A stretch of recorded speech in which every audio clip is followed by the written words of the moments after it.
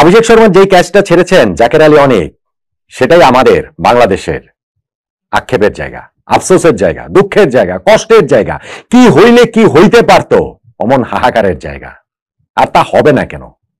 মাত্র 7 রানে তার ক্যাচ ফেলেছেন বাংলাদেশের ক্যাপ্টেন সেই অভিষেক। 75 রানের একটা বিস্ফোরক ইনিংস খেলেছেন মাত্র 37 বলে 200 স্ট্রাইক রেটে। কিন্তু আমাকে একটা কথা বলেন তো ভাই, ভারতের এই ব্যাটিং লাইন আপকে আমরা এর চেয়ে কত কম রানে আটকাতে পারতাম? ধরেন অভিষেক শর্মার ওই ক্যাচটা আমরা ধরেই ফেললাম, জাকের আলী ক্যাচটা ধরলেন, ভারতের এই ব্যাটিং লাইন আপকে কি এই 170-এর কত নিচে আমরা আটকাতে পারতাম? আমার কাছে তো মনে হয় না যে আসলে খুব বেশি নিচে আমরা আটকাতে পারতাম। অবভিয়াসলি জাকেরের ওই ক্যাচ মিসটাই বাংলাদেশের এই পরাজয়ের টার্নিং পয়েন্ট, যেহেতু ঘটনাটা এরকম হয়ে গিয়েছে।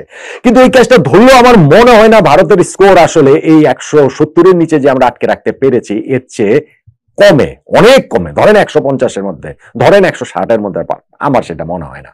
সো এই জায়গাটাতে আমাদের ব্যাটসম্যানদের দায় নিতে হবে, নিতেই হবে। যদি এইখানটাতে 170 তাড়া করে আমরা জিততে না পারি, যদি আমাদের ব্যাটিং এইরকমই হয়, যদি বাংলাদেশের 11 জন ব্যাটসম্যানের মধ্যে 9 জন ব্যাটসম্যানই সিঙ্গেল ডিজিটে থাকেন, 8 জনই সিঙ্গেল ডিজিটে আউট হন, কেবলমাত্র 2 জন ডাবল ডিজিটে পৌঁছেন, তাহলে ব্যাটসম্যানদের দায়টা প্রকট, অনেক অনেক অনেক গুণ বেশি। এইরকম ব্যাটিং যদি আমরা করি তাহলে ভারতের কাছে তো হেরেছি 41 রানে, পাকিস্তানের সঙ্গে বাংলাদেশ আমরা পারবো না। ব্যাটিং এর এই জায়গাটাতে আমাদের উন্নতি করতেই হবে, এটার কোনো বিকল্প নেই। রেসপন্সিবিলিটি নিতেই হবে, এটার কোনো বিকল্প নেই। আক্রমণাত্মক মনোভাবের সঙ্গে নিজের উইকেটটা কিভাবে প্রোটেক্ট করতে হয় সেইটারও অ্যাপ্লিকেশন মাঠে দেখাতেই হবে, কোনো বিকল্প আমাদের নেই পাকিস্তানের বিপক্ষে। এইরকম ব্যাটিং যদি আমরা করি তাহলে পাকিস্তানের সাথে ম্যাচটা আমরা হেরে যাব আমাদের পক্ষে। তাহলে আর এই ম্যাচ যেটা সম্ভব হবে না আমাদের পক্ষে, তাহলে আর এশিয়া কাপের ফাইনালে যাওয়াটা সম্ভব হবে না। বাংলাদেশ পাকিস্তান ম্যাচটা এখন ভার্চুয়াল সেমিফাইনালের রূপ নিয়েছে। ভারত একদিক থেকে এই জয়ের মাধ্যমে তারা ফাইনালে উঠে গেছে, শ্রীলঙ্কা টুর্নামেন্ট থেকে বিদায় হয়ে গেছে। বাংলাদেশ পাকিস্তান ম্যাচে যেই দল জিতবে সেই দলই হচ্ছে গিয়ে রোববারের ফাইনালে ভারতের মুখোমুখি হবে। এবং সেইখানটাতে অবশ্যই আমাদের বোলারদের, ফিল্ডারদের আরো অনেক ভালো করার রয়েছে, কিন্তু সবচেয়ে সবচেয়ে সবচেয়ে বেশি রেসপন্সিবিলিটি আমি মনে করি ব্যর্থতার দায় কাটিয়ে ওঠার ব্যাটসম্যানদের। দেখেন, আমরা 170 রান ভারতের বিপক্ষে 169 রান এটা তারা করে জিতেই যাব, সহজে জিতে যাবো। হ্যাঁ, আমরা জিতেছি, এর আগে আমরা জিতেছি হচ্ছে যে শ্রীলঙ্কার সঙ্গে, কিন্তু তাই বলে ভারত হচ্ছে একদম ডিফারেন্ট বল গেম ভাই। তাদের বোলাররা, বোলিং লাইন আপ সেইটা হচ্ছে গিয়ে একেবারে বিশ্বমানের, প্রবাবলি বিশ্ব সেরাই, আসলে প্রবাবলি না, শিওরলি।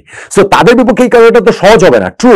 কিন্তু এইখানটাতেও তো সাইফ হাসান নামের একজন, তিনি তো ঠিকই হচ্ছে গিয়ে 50 করেন, তিনি তো ঠিকই 51 বলে 69 রানের একটা ইনিংস খেলেন। হ্যাঁ, তিনি একটা লাইফ পেয়েছেন, 40 রানের মাথায় লাইফ পেয়েছেন। তারপরে যে 3টা লাইফ পেয়েছেন সেটা তো 65, 66, 67 রানের সময় 69 রানে আউট হয়েছেন। তো ওগুলো তার এমন কোনো কিছু না, সেই লাইফ তো আমরাও তো হচ্ছে গিয়ে অভিষেক শর্মাকে দিয়েছি। কিন্তু তারপরেও তো অভিষেক যেমন ওই ইনিংসটা খেলেছেন, সাইফ ওই ইনিংসটা খেলেছেন। অন্যরা তাহলে পারেন না কেন? অন্যরা তাহলে পারেন নাই কেন? তানজিদ হাসান তামিম, তাকে এই টুর্নামেন্টে ওই একটা ম্যাচেই শুধুমাত্র 31 বলে 52 রানের একটা ইনিংস খেলতে দেখা গেছে, যেই ইনিংসেরও শুরুতে তিনি আউট হয়ে যেতেই পারতেন। যাক, আউট হননি তো, রান তো করেছেন, কিন্তু বাকি ইনিংস গুলোতে 14 রান, 0 রান, 0 রান, আজকে 1 রান। জাসপ্রীত বুমরার বলকে তিনি খেলতে গিয়ে, ফ্লিক করতে গিয়ে, এইটা হচ্ছে টপ এজ হয়ে সহজ ক্যাচ দিয়ে তিনি আউট হয়ে চলে গেলেন।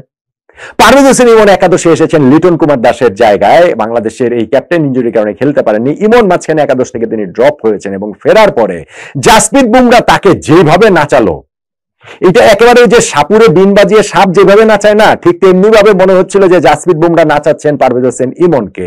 তার মুখোমুখি হওয়া প্রথম 7টা বলের মধ্যে 5টা বলেই তিনি আউটসাইড এজ বিট করেছেন। ততক্ষণ যে কিভাবে তিনি টিকেছিলেন কে জানে। এবং আরেকটা বলে তো অ্যাপিল হয়েছিল LBW, সেটাতে আম্পায়ার আউট দেননি, ইন্ডিয়া ডিআরএস নিয়েছিল, কিন্তু সেটা হচ্ছে গিয়ে ইম্প্যাক্টটা লেগ স্ট্যাম্পে জাস্ট ছিল, আম্পায়ার্স কল ছিল, ফলে ইমন সেই জায়গাটাতে আউট হননি। হ্যাঁ, এরপরে ইমন হচ্ছে গিয়ে একটুখানি সেটেল ডাউন করেছেন। বরুণ চক্রবর্তী আসার পরে তাকে সুইপ করে 2টা 4 মেরেছেন। জাসপ্রীত বুমরাকেও এরপর একটা ছক্কা মারলেন। কিন্তু তারপরে কুলদীপ যাদব যখন তিনি হচ্ছে পাওয়ার প্লের পরে প্রথম ওভারটাতেই তাকে আর একটা শট খেলার চেষ্টায় তিনি কিন্তু উইকেটটা নিজে দিয়ে চলে আসলেন।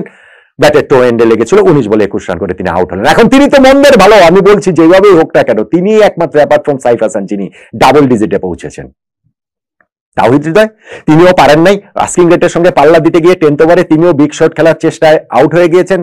শামীম পাটোয়ারি, বরুণ চক্রবর্তীর বলটাতে তিনি যেভাবে জায়গা করে নিয়ে কাভার দিয়ে খেলতে চেয়েছেন বলের ইনসাইড লাইনের থেকে, এবং পুরো লাইন মিস করে বোল্ড হয়ে গিয়েছেন, খুবই দৃষ্টিকটু। জাকের আলী অনেক, যিনি আমাদের ক্যাপ্টেন, একটা ঝুঁকিপূর্ণ রান নিতে গিয়ে রান আউট হয়ে গিয়েছেন এবং সেখানে আমাদের ব্যাটিং শেষ। আমাদের নাম্বার 6 পর্যন্ত, এই যে বললাম যে তানজিদ তামিম, সাইফ হাসান ছিলেন এক প্রান্তে, তো তিনি ছিলেন একদম শেষের দিকে গিয়ে তিনি আউট হয়েছেন এবং তিনি তার 50 করেছেন, যেটা বললাম যে হচ্ছে 51 বলে 59 রান ইনিশিয়াল। কিন্তু অন্য প্রান্ত থেকে সাপোর্ট দেওয়ার মতো কিন্তু কেউই ছিলেন না, অ্যাপার্ট ফ্রম ওইখানটাতে শুরুর দিকে একটু ওই পারভেজ হোসেন ইমন তিনি সাপোর্টটা দিয়েছিলেন। তাহলে আমাদের এইখানটাতে সাইফ হাসানের সঙ্গে ওপেনিং এ তানজিদ তামিম, তারপরে পারভেজ ইমন, তাওহিদ হৃদয়, শামীম পাটোয়ারি, জাকের আলী অনেকরা, নাম্বার 6 আমাদের ব্যাটিং শেষ। নাম্বার 7 আমাদের মোহাম্মদ সাইফুদ্দিন আসেন, নাম্বার 8 রিশাদ হোসেন আসেন, নাম্বার 9 গিয়ে আমাদের ওই জায়গাটাতে হচ্ছে গিয়ে আমাদের এই তানজিম সাকিব আসেন, যাদের ব্যাটিংটা আছে মোটামুটি। আমরা মোটামুটি একটু ভরসা করতে চাই, স্পেশালি ধরেন হচ্ছে গিয়ে সাইফুদ্দিনের কথা, যে তিনি batting allrounder, pace bowling allrounder, যিনি খুব ভালো ব্যাটিং পারেন। খুবই কম, মানে দলের যখন প্রয়োজন হয় তখন তার ব্যাট থেকে কিছু দেখা যাওয়ার সংখ্যাটা খুবই কম তার পুরো ইন্টারন্যাশনাল ক্যারিয়ারে। আর বোলিং লাস্ট ওভারে তো ভাই তিনি ওই 4 রান মাত্র দিল, তার আগের যে 2 ওভার বোলিং করেছেন সেটা পাড়া মহল্লার লেভেলের বোলিং আসলে করেছেন। সো সেইটা বোলিং এর কথা বাদ দিলাম, আমি ব্যাটিং এর কথা বলি। নাম্বার 6 হওয়ার পর আমাদের এরকম ব্যাটসম্যানরা আসেন, আর ভারত তারা 7 জন ব্যাটসম্যান আজকে নামিয়েছে, তখনও সঞ্জু স্যামসন তাদের হচ্ছে গিয়ে ডাগ আউট থেকে ক্রিজ পর্যন্ত তার যেতে হয়নি, 8 নম্বরে বসেছেন। হ্যাঁ, ভারত আজকে কিছু এক্সপেরিমেন্ট করেছে নর্মাল সিচুয়েশনে, ডেফিনেট হয়তোবা শিবম দুবেকে কিংবা ধরেন হচ্ছে অক্ষর প্যাটেলকে তার আগে নামাবে না, কিন্তু সেটা তো নামায় এবং এইভাবে করে তো ভারত সাকসেস পায়। তো তাদের সঙ্গে আমাদের এই ব্যাটসম্যানরা, এই ব্যাটিং লাইন আপে যারা আছেন, তাদের আসলে কিভাবে তুলনা চলে, কিভাবে আমরা আসলে কম্পিট করতে পারবো। আমি সাইফুদ্দিন কিংবা রিশাদ কিংবা তানজিম সাকিব তাদের দোষ দিচ্ছি না, প্রশ্নই ওঠে না, কেন দোষ দিব। আমাদের যে প্রপার 6 জন ব্যাটসম্যান রয়েছেন তার মধ্যে অ্যাপার্ট ফ্রম সাইফ হাসান বাকি 5 জনের কারো আসলে মাথা উঁচু করে ভারতের বিপক্ষে ম্যাচটা শেষ করার কথা না, শেষ করতে পারেননি তারা। এবং এই একটাই স্ট্র্যাটেজি তো যথেষ্ট, যে 11 জন ব্যাটসম্যানের মধ্যে যে 10 জন আউট হয়েছেন তার মধ্যে 8 জনই সিঙ্গেল ডিজিটে আউট হয়েছেন, শুধুমাত্র সাইফ হাসান ও পারভেজ হোসেন ইমন বাদে। ভারতের বোলিং লাইন আপ যেটা বলছিলাম বিশ্ব সেরা, পাকিস্তানের বোলিং লাইন আপ হয়তো বিশ্ব সেরা না, কিন্তু আমাদের ব্যাটিং লাইন আপ যেইভাবে কলাপস করেছে, 170 মধ্যে রেখেও এই টার্গেটটাকে আমরা চেস ডাউন করতে গিয়ে যেইভাবে জগা খিচুড়ি পাকিয়ে ফেলেছি, এর চেয়ে বেশি কিছু ব্যাটসম্যান আসলে কি এক্সপেক্ট করেছেন। ভারতের বিপক্ষে ম্যাচটাতে আমরা টসে জিতে আগে ওদেরকে ব্যাটিং এ পাঠিয়েছি এবং সেইখানটাতে আমরা চেস করব, 170 কম কি আমরা চেস করার কথা কোনোভাবে ভেবেছি? কোনোভাবে এটা সম্ভব? ভারত বাংলাদেশের এই টিমের মধ্যে যদি খেলা হয় এই উইকেটে, এই 11 নিয়ে 10টা ম্যাচ 20টা ম্যাচ যদি হয়, কোনো ম্যাচেই ওই যে যতই হচ্ছে গিয়ে অভিষেকের ক্যাচটা রিসিভ করুক বা যাই করুক না কেন, ওই যে 168 রান ভারত করেছে, এর চেয়ে কম ভারত কোনো ম্যাচে করবে বলে আমার কাছে তো ভাই মনে হয় না। সো ওই রানটা তারা করার মতো মেন্টাল প্রিপারেশন, সঙ্গে হচ্ছে গিয়ে যে স্কিলের ব্যাপারটা, এটা যদি বাংলাদেশের না থাকে মানে তো নাই, সেই কারণেই তো আমরা 41 রানে হেরেছি। কিন্তু পাকিস্তানের বিপক্ষে এই জায়গাটাতে যদি আমরা উন্নতি করতে না পারি, তাহলে পাকিস্তানের সঙ্গে আমরা পারবো না। ডেফিনেটলি আমাদের বোলিং এর ফিল্ডিং এর উন্নতির জায়গা রয়েছে, কিন্তু পাকিস্তানের সঙ্গে ম্যাচটার দিকে আমি খুব করে তাকিয়ে থাকবো বাংলাদেশের ব্যাটিং এর উন্নতির দিকে।